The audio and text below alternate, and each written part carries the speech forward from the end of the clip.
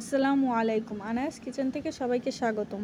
আজকে আমরা তৈরি করতে যাচ্ছি কাঁকড়ার মালাইকারি। কি লোভনীয় দেখাচ্ছে। কাঁকড়াগুলোকে আমি শুরু থেকেই প্রসেসিং করে নিয়েছি। এখন শুধু কাঁকড়াগুলোকে প্রসেসিং করার পর কীরকম দেখাচ্ছে আমার ভিউয়ার্সদেরকে আমি তাই দেখাচ্ছি। অনেক সুন্দর লাগছে কাঁকড়াগুলো প্রসেসিং করার পরে। এখন মশলা দেওয়ার পালা। প্রথমে দিয়ে দিচ্ছি মরিচ 1 চা চামচ,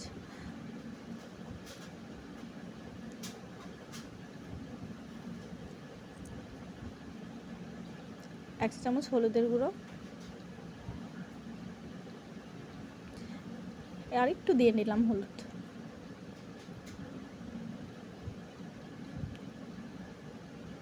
এক চা চামচ লবণ আর একটু দেওয়া লাগবে, আমাদের কাঁকড়ার পরিমাণ একটু বেশি। দিয়ে দিচ্ছি রসুন বাটা অল্প, পেঁয়াজ বাটা অল্প করে, আমি হাতই ইউজ করলাম এখন যেহেতু অল্প অল্প মশলা দিচ্ছি তাই। দিয়ে দিচ্ছি আদা বাটা, একটু সয়া সস। এগুলো দিয়ে আমি মেরিনেট করে 1 ঘন্টার মতো রেখে দেব।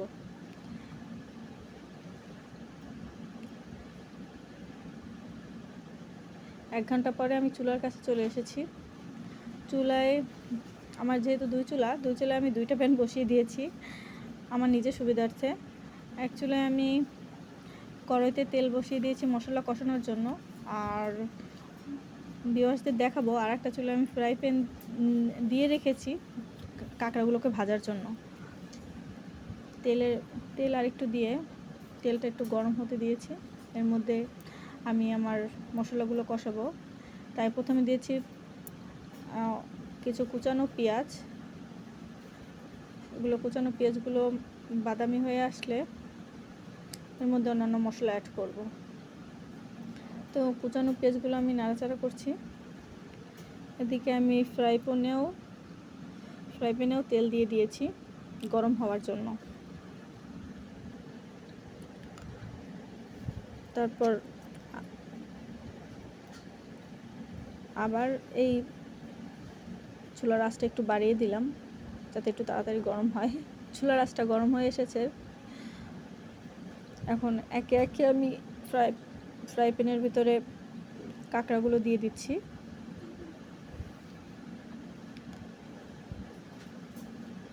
আমার সব কাঁকড়াগুলো দেওয়া হয়ে গিয়েছে। কাঁকড়াগুলো খুব সুন্দর লাগছে ফ্রাই প্যানে দেওয়ার পর। ভাজার পর আরও ইয়ামি লাগবে খেতে, তো আরও ইয়ামি। কাঁকড়াগুলো এদিকে ভাজা হচ্ছে, অপরদিকে আমার পেঁয়াজও বাদামি রং ধারণ করেছে। এখন বাটা মশলা দিয়ে দিচ্ছি সব, পেঁয়াজ বাটা, আদা বাটা, 1 চা চামচ রসুন বাটা।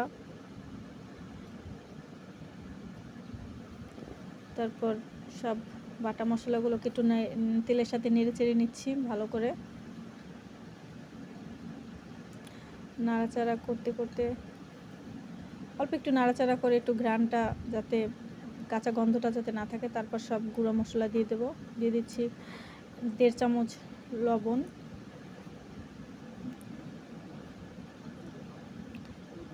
1 চামচের একটু বেশি হলুদ, আবার মরিচ। তারপর দিয়ে দিলাম ধনিয়া গুঁড়া, দিয়ে দিচ্ছি 1 চা চামচ,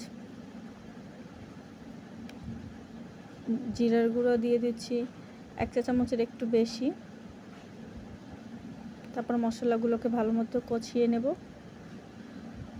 আগে একটু নেড়ে চেড়ে নেই মশলাগুলো সবগুলো, একটু নেড়ে চেড়ে এর মধ্যে একটু ঝোল দিয়ে দেব যাতে ঝোল দিয়ে মশলাগুলোকে কষাতে পারি। ভালো মতো কষিয়ে নেব। এদিকে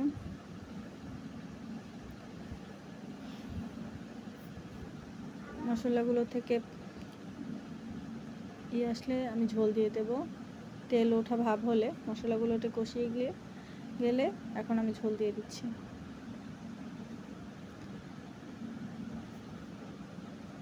ভালো করে নেড়েচেড়ে মশলাগুলো ছাড়িয়ে নিচ্ছি লেগে পড়া মশলাগুলোকে। এদিকে আমার কাঁকড়াও প্রায় ভাজা হয়ে গেছে। এখন সবগুলো কাঁকড়াকে উল্টে পাল্টে দিচ্ছি।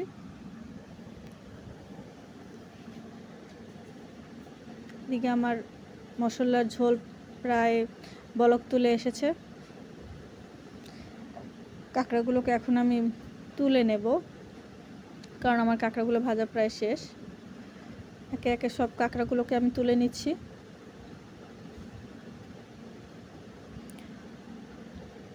অনেক সুন্দর লাগছে কাঁকড়াগুলোকে ভাজার পরই এই সুন্দর লাগছে। তারপর কাঁকড়ার সব যে পাখনা, তারপরে ইয়ে আছে, হাত পা আছে, সেগুলো আমি আবার ভেজে নিচ্ছি। ভেজে নেওয়ার পর ওগুলো সব ভাজা হয়ে গেছে, তারপর সবগুলো দিয়ে দিচ্ছি। হাত পাগুলোও ভাজা হয়ে গিয়েছে, সেগুলোও দিয়ে দিচ্ছি কাঁকড়ার ঝোলের মধ্যে দিয়ে ভালো মতো নেড়ে চেড়ে নিচ্ছি। মশলাগুলো ভালোভাবে নেড়ে চেড়ে নিতে হবে, নইলে পুড়ে যাবে মশলাগুলো।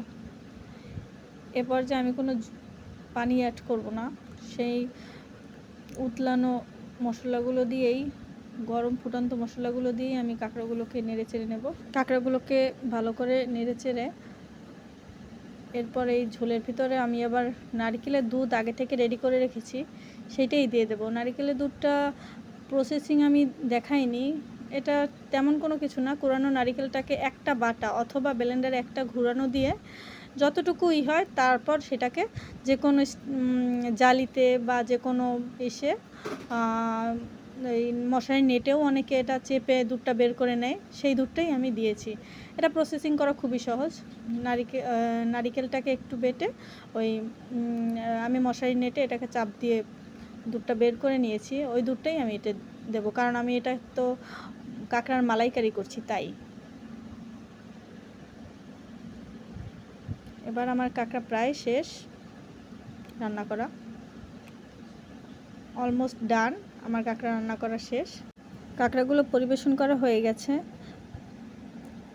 কাঁকড়াগুলো পরিবেশন করার পর দেখতে খুব সুন্দর হয়েছে, মাশাআল্লাহ। আপনারা আমার জন্য দোয়া করবেন। কাঁকড়াটা দেখতেও যেমন ইয়ামি, খেতেও তেমনি ইয়ামি হয়েছে। আসসালামু আলাইকুম, আবার দেখা হবে।